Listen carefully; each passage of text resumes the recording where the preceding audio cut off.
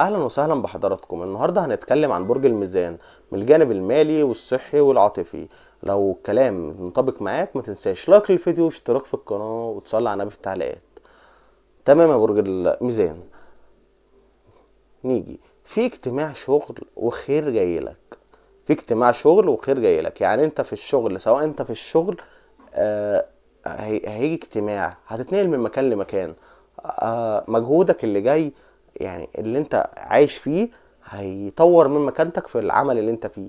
هتلاقي في اجتماع، سواء انت صاحب مكان هتوسع من شأنك، سواء انت شغال في مكان هت يعني هتتطور من مكان لمكان، يعني هتترقى. في خير جاي لك يا برج ايه، يا برج الميزان. تمام، والله اعلى واعلم. تمام. في عندك توتر من التفكير، في توتر من التفكير.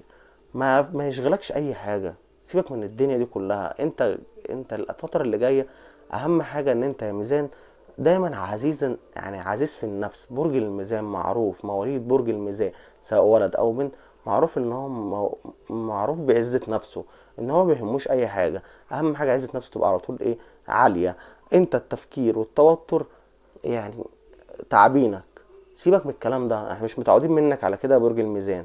طور من نفسك، تطلع للايجابيات. تمام يا برج الميزان. تمام.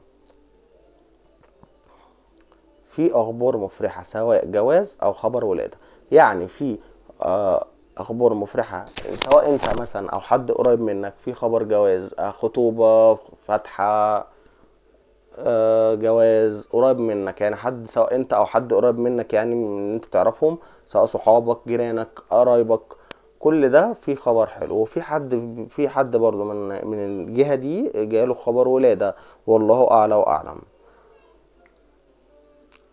وتوقعاتنا دي بتنطبق على بعضكم مش كلكم، عشان محدش يقول لنا ايه بقول كلام، وما يعلمش الغيب طبعا الا ربنا سبحانه وتعالى، والله اعلى واعلم. تمام.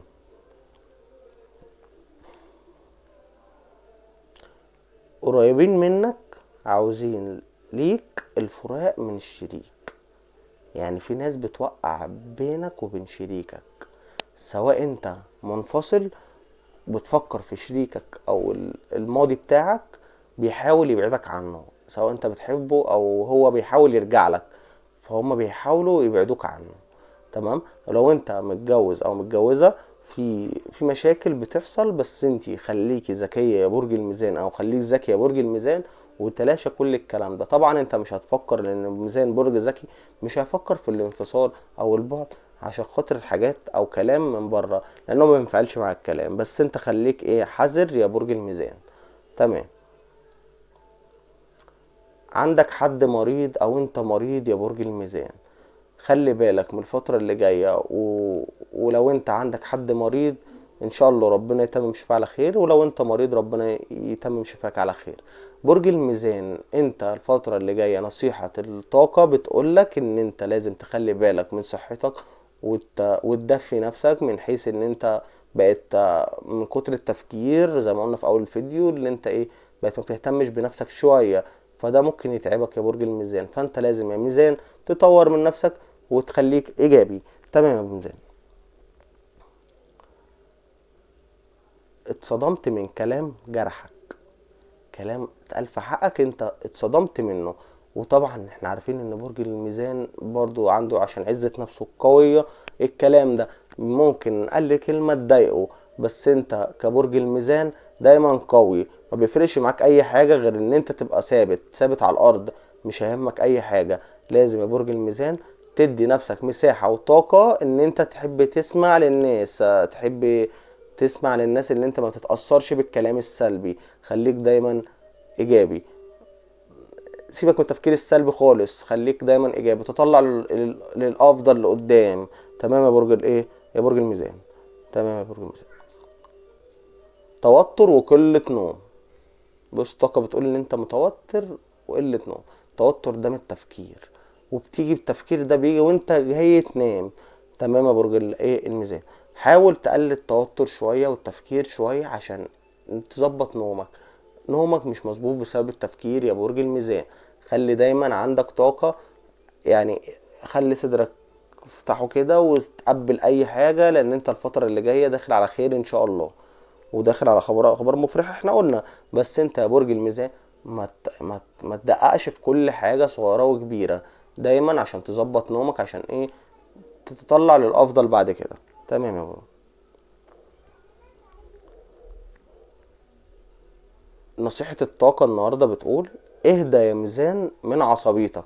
الفترة اللي جاية انت كنت عصبي جدا، الفترة دي الفترة دي اصلا بالتحديد انت لسه عصبي. فحاول يا برج الميزان اللي انت تقلل من عصبيتك، لان العصبية دي مش هتفيدك.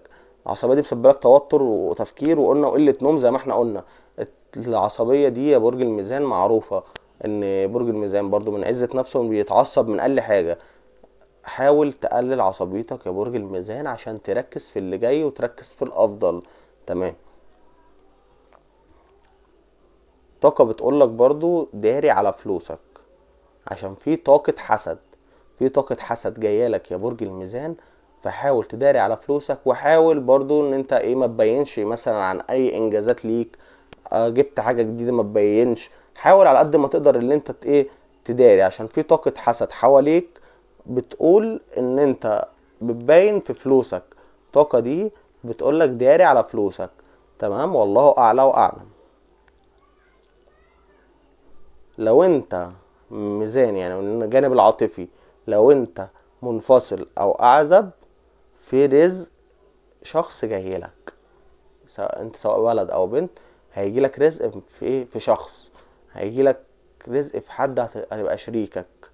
بنتكلم عن ايه، الاعزب او المنفصل. تمام. سواء دي الحرية دي بقى، الاختيار ده ليك انت، يعني انت تختار بقى ايه، تكمل معاه تخليك زي ما انت، دي حاجة ليك. بس في حد انت هتتعرف بيه، هتقع فيه، هيعجبك، بس انت لسه ما خدتش قرارات دلوقتي ايه يا برج الميزان. تمام. ماشي يا ميزان. ونيجي هنا يعني لنهاية الحلقة. تمام. بس انت لو في اي حاجة معترض عليها او حاجة جت مع التوقعات دي بتاعت الطاقة ليك انت، اكتب لي في التعليقات. وما تنساش تصلي على النبي برضو في التعليقات. لايك الفيديو واشتراك في القناة. سلام.